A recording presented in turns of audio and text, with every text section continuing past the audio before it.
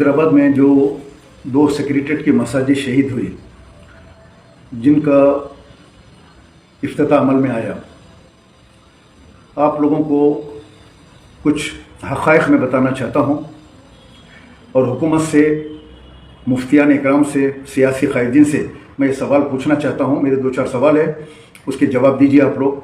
पहली चीज़ तो ये है, क्या कभी किसी मस्जिद का इनाग्रेशन किसी गैर मुस्लिम खातून के हाथ से हुआ? तारीख़ में कहीं ऐसा हवाला है कि अल्लाह का घर एक गैर मुस्लिम खातून गवर्नर के हाथ से अल्लाह के घर का इफ्तिताह हुआ, जबकि वहाँ पर बड़े बड़े जो है स्कॉलर्स और मुफ्ती मौजूद थे। उनकी मौजूदगी के बावजूद एक गवर्नर से, लेडी गवर्नर से इफ्तिताह, मस्जिद का इफ्तिताह करवाना क्या जायज़ है? नंबर 2, मस्जिद के अंदर दुनियावी बातें करना, हंसना, तकरीरें करना सियासी, इस्लाम में इसकी सख्त ममानियत है कि मस्जिद के अंदर इबादत करो, दीनी बात करो और बाहर निकल जाओ। लेकिन वहाँ पर चीफ मिनिस्टर की तकरीर हो रही है, दूसरे तकारीर हो रहे हैं, लोग हंस रहे हैं, बात कर रहे हैं, मुस्लिम क़ियादत बैठी है, मुफ्तियाँ भी बैठे हुए हैं। नंबर 3, मिंबर रसूल के ऊपर जो इमाम का मुसल्ला होता है, जहाँ इमामत होती है, वहाँ ले जाकर KCR को बिठा दिया गया। क्या उस मुकाम के ऊपर इमाम का मुसल्ले के ऊपर बिठाना, क्या ये सही है या गलत है? नंबर 4, ये मस्जिद किस पैसों से बनी? क्या ये पैसे मस्जिद के लिए चंदा जमा किया गया? अगर नहीं किया गया तो क्या फाइनेंस डिपार्टमेंट से बनाया गया? जो सेक्रेटरीट बनाया कॉन्ट्रैक्टर, क्या उसके पैसों से, गवर्नमेंट के पैसों से बनाया गया? अगर बनाया गया तो ये मस्जिद के अंदर नमाज हराम हो जाएगी, मस्जिद हराम हो जाएगी, इसलिए कि हुकूमत के पास ज़्यादा रेवेन्यू जो है शराब का आता है, और शराब का जो टैक्स आता है, अगर वो पैसों से अगर ये मस्जिद बनती है तो जो है ये बिल्कुल गलत होगा। हुकूमत हमको वाज़े करे, क्या ये वक्फ बोर्ड के पैसों से बनाई गई?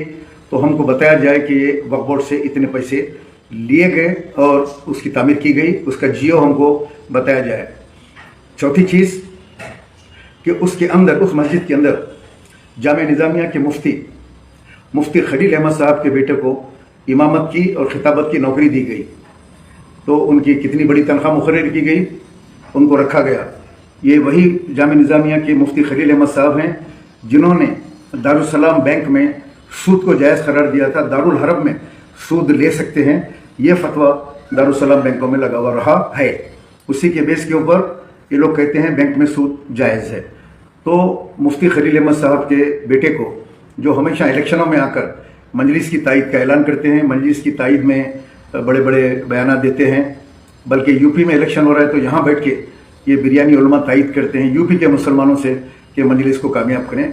तो इनके अपने मफादात हैं, इनको जमात इनके लोगों को, इनके बच्चों को या इन लोगों को अपने पास से और हुकूमत से फ़ायदे पहुँचाती है।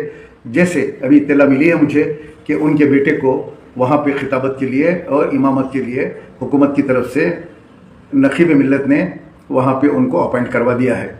आने वाले दिनों में ये तमाम लोग निकल के जो है फिर जो है इनकी तायद का ऐलान करेंगे।